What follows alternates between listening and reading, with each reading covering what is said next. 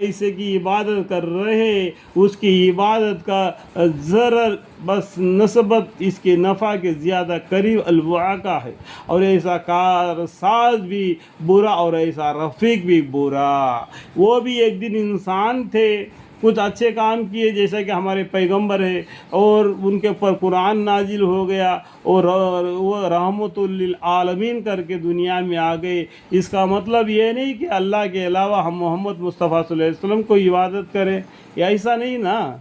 ये हम मोहम्मद मुस्तफ़ा सल्लल्लाहु अलैहि वसल्लम को हम एक पैगंबर, एक मैसेंजर समझते हैं। ये कुरान के ऊपर नाजिल हो गया, क़यामत तक के लिए ये कुरान है, इसके ऊपर फैसला है।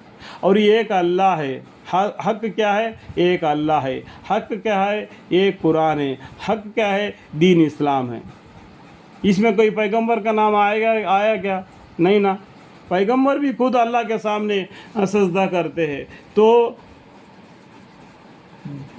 अगर इस तरीके से इससे पहले जो गुजरे हुए उन लोगों के पुतले बना के उसको रफ़ीक बना देंगे और उसकी इबादत करेंगे, तो क्या है? खुला नुकसान है। थोड़ा सी सोचने की ज़रूरी है कि क्या ये खाता है, क्या ये पीता है, क्या ये सुनता है, क्या ये देखता है। इस क्वेश्चन का जवाब आप खुद अपने दिल में लेंगे तो अपने आप को मालूम पड़ जाएगी हम कितना खुला गुमराही में फंसे हुए। ऐसा कारसाज भी बुरा और ऐसा रफ़ीक भी बुरा।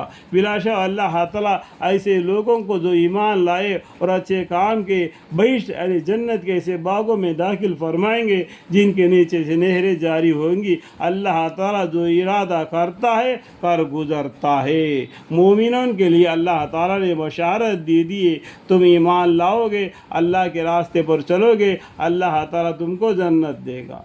और आप दुनिया में भी अल्लाह की इबादत करते हो तो उस टाइम पर अल्लाह से ये भी दुआ मांग सकते हैं कि अल्लाह जन्नतुल फिरदौस अता फरमा। आमीन। जो शख्स रसूलुल्लाह सल्लल्लाहु अलैहि वसल्लम के साथ मखालफत करके इस बात का ख्याल रखता है कि अल्लाह ताला उनको यानी रसूलुल्लाह सल्लल्लाहु अलैहि वसल्लम को दुनिया और आखिरत में मदद ना करेगा, तो इसको चाहिए कि एक रस्सी आसमान तक थान ले, फिर इसके ज़रिए से आसमान पर पहुँच कर अगर हो सके इस वही को मौकूफ़ कर दे। तो फिर आप गौर करना चाहिए कि आया इसकी ये तदबीरें इसके नागवारी की चीज़ को यानी वही को मौकूफ़ कर सकती है क्या? नहीं ना। तो अल्लाह ताला जो कुरान को नाजिल फरमाता है वही को वो लोग अगर उसको बंद करना चाहते हैं तो इस तरीके से अगर कोशिश करें तो अब भी वो नहीं कर सकते। इनके पास ताकत ही है ही नहीं, तो कैसा कर सकते हैं? ये खुलिकल इंसान ज़ईफ़ा, अल्लाह ताला ने इंसान को कमज़ोर और कच्चा दिल का पैदा फरमा दिया, और उसके पास इतना ताकत नहीं कि अपना जिस्म को तान कर पहाड़ों के लंबाई तक कर सके, और उसके पास इतना ताकत नहीं कि ज़मीन को फाड़ सके। गर्दन झुका के अल्लाह के सामने सजदा करो, ये बेहतरीन तरीका है। अल्लाह ताला सबको समझ अता फरमाए। यानी अकीमिस्सलाता व आतुज़ ज़काता।